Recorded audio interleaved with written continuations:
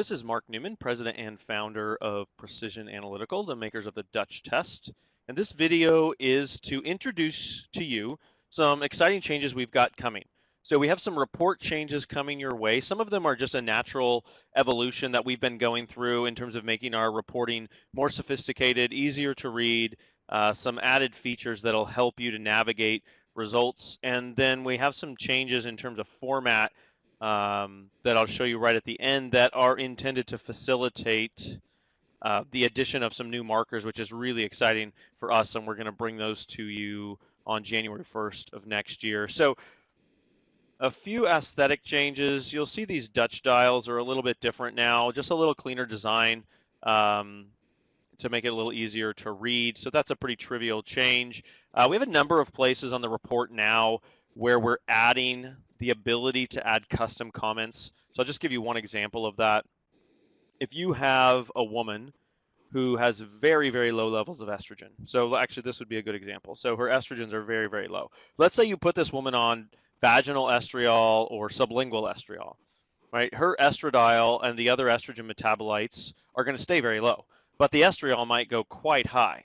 So if the estriol goes way up, then your total estrogen is going to be high, even though estradiol and most of the estrogens that have a lot of estrogenic effects are going to be low. So this could be a little bit misleading for total estrogens. So right here is going to be a space where we can alert you to say, look, the total of your estrogens may seem elevated, but check page 2 and 3 because you're going to notice that that's almost entirely estriol, which changes the interpretation relative to someone who just has high levels of all of the estrogens. Right, so we've got a few spots on the report where we're going to be able to offer you a little bit more information to help you. A big change that people have requested for a while that we needed some technology changes with the reporting format to be able to offer you here are to be able to offer both the luteal range and the postmenopausal range right here on page 2 of the Dutch Complete and the Dutch Plus. So you can see,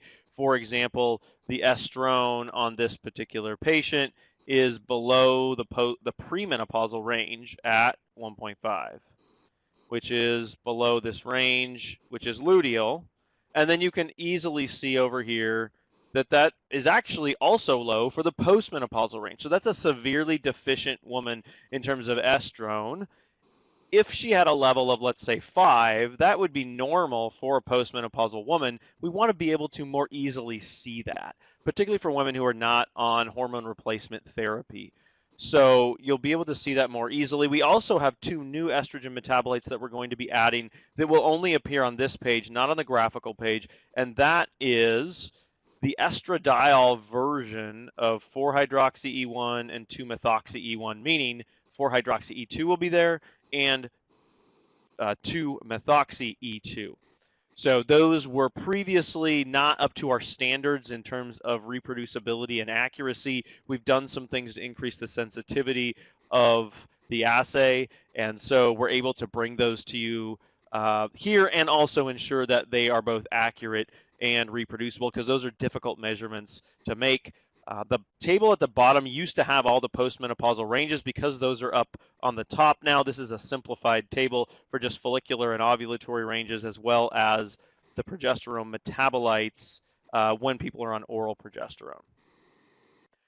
The graphical page has been updated pretty significantly with respect to the androgens to have a more intuitive flow. We had some space issues on here before, and so it wasn't quite so intuitive. So we know that pregnenolone turns into DHEA from the adrenal gland, and then we get DHEAS, androstenedione, and then these 2 metabolites. That used to be a little bit difficult to see in this sort of linear fashion, so this should be a lot easier for you to explain the metabolism of your androgens here. Obviously, the progesterone had to move over to the right in order to facilitate that. I'll show you that in more detail a little bit later. And then we've changed the estradiol layout, or the estrogen layout, just slightly, and I'll show you that in a minute. But on the androgens, we've also added age-dependent ranges. So we've always had age-dependent ranges for DHEAS because it changes the most dynamically with age. However,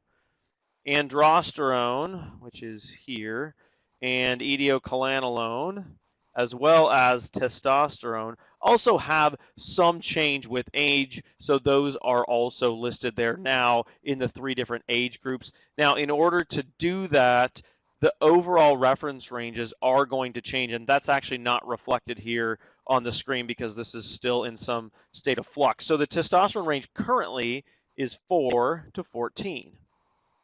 But when you look at the age-dependent ranges, now that we have a separate range for women over 60 of 2.3 to 6.3, this will change to 2.3 to 14, which will encompass all of the normal ranges for the 3 age groups. And then you'll need to use this a little bit, the age-dependent ranges, to get a little bit more precision of what that means. If a woman has a level of 5, that's actually on the higher side of normal for a 65-year-old, but it's on the lower side of normal for a 25-year-old. So that'll give you a little bit better precision as you're trying to figure out, where someone is relative to where they are age-wise, but also relative to where they may have been as a young, healthy individual.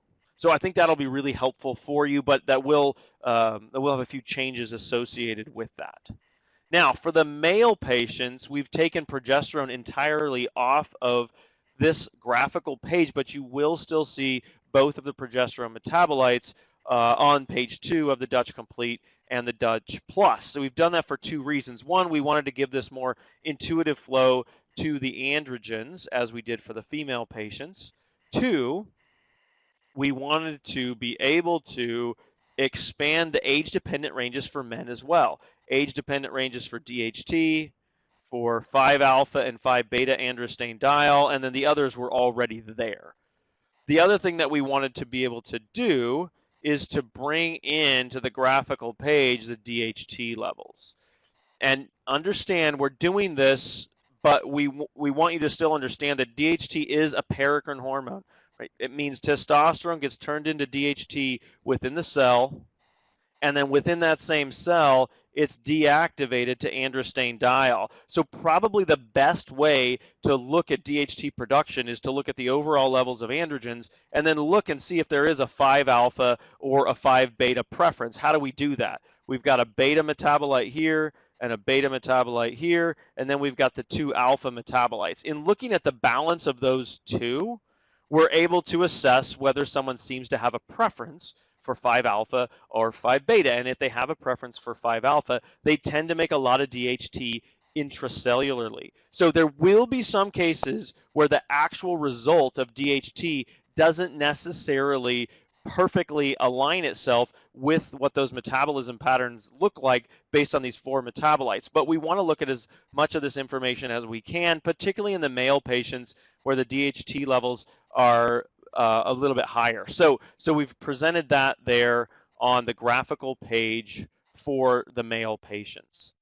Now, for the male patients, as we've seen, we have 2 pairs right here of 5-alpha and 5-beta metabolites, and that helps to confirm whether there is or is not an alpha preference. On the females, these 5-alpha and 5-beta androstenediol, they're not there on the graphical page, but you'll see them on page 2. Those are really low levels in females, so they're not as precise as these other analytes. So we don't really like to base the 5-alpha, 5-beta preference on that. Instead, it's based entirely on the etiocholanolone and the androsterone, 5-alpha versus 5-beta. However, when you look at progesterone, do note that we've got a 5-alpha metabolite and a 5-beta metabolite. So you can look at this distribution of alpha versus beta to see if it agrees with the androgens. When you get more of a metabolic consensus, meaning if there's this huge alpha preference for progesterone, and you see the same thing in the androgens with this big push, what appears to be a big push towards DHT, that's really convincing. If they disagree a little bit, then it's not as convincing that there's this overriding, overall systemic preference for making DHT, for making these more androgenic compounds. So in your PCOS women and women who have high androgen symptoms, thinning scalp hair, facial hair, that sort of thing, this is another area where you can look to kind of confirm what's going on with 5-alpha and 5-beta, which is why we rearranged these to be in the same orientation of left versus right, if you will, to be more in alignment with the androgens. And then just for the sake of space, we've moved them to the upper right, but the results are largely the same here in terms of their presentation. Now, the estrogen metabolites, we've added a couple things. We've tried to clear up what's going on with metabolism a little bit by changing what some of these things actually say, because we've had some confusion on some of that. So the 4-hydroxyestrogens, we want to understand that if the 4-hydroxyestrogens are high, what does that mean? Well, that's a carcinogenic metabolite. We don't want to see that. If you see that, we'd like to see that the methylation detox is working. How do we see that? We look over here at the 2-hydroxy, right? Does 2-hydroxy get converted to 2-methoxy very efficiently or not?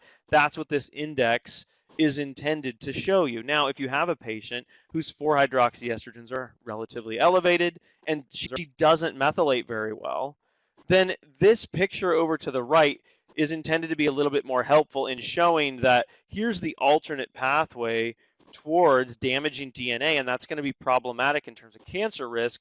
And we want to understand a little bit more that glutathione is important in the detoxing of that reactive quinone. The reason that we're doing this is, one, because it's important and you may want to support glutathione. The other reason is when January 1st comes and we add these new markers that we have, one of them is a glutathione deficiency marker. So when this marker is elevated, you may have a glutathione deficiency, and that fits into this narrative with the estrogens. And so we want to start discussing that a little bit and making that part of the narrative here for the estrogens. A really small change we made is to make it more apparent that more estrogen is going this way, 16-hydroxy-E1, and then to estriol as we understand it, as compared to the other direction. But it is important to note that estriol can also convert to 16-hydroxy-E1, just not as much. And the place where that becomes important is, let's say you put a woman on sublingual estriol. You're going to have a lot of estriol, probably, and the gut is going to get filled with this estriol that you swallow. In the gut, you're going to get some conversion from estriol to 16-hydroxy-E1, and it's important to know that your body's likely not producing that 16-hydroxy-E1, meaning we don't want to be giving those women DIM and trying to push that 16-hydroxy down the 2-hydroxy pathway, because it's not originating from estrone or estradiol. It's coming from estriol to 16-hydroxy-E1, and those cannot go back upstream to estradiol, to estrone. There's no way that those can make their way to be a 2-hydroxy estrogen.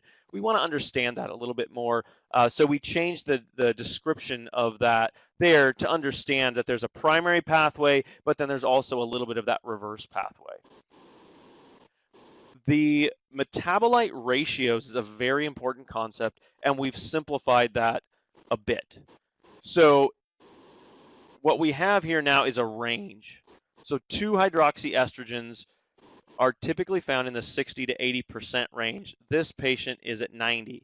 For the 4-hydroxy, you're normally around 7.5 to 11, and she's around 6.5.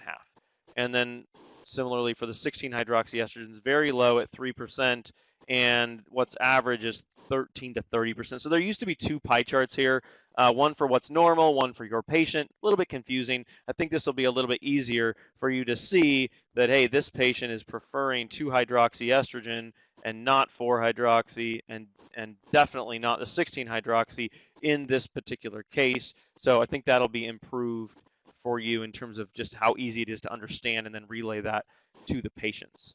A few changes on the adrenal page. So the Dutch Plus has already made this migration, but the 11-beta HSD index tells you whether you have a systemic preference for the inactive cortisone or the active form cortisol.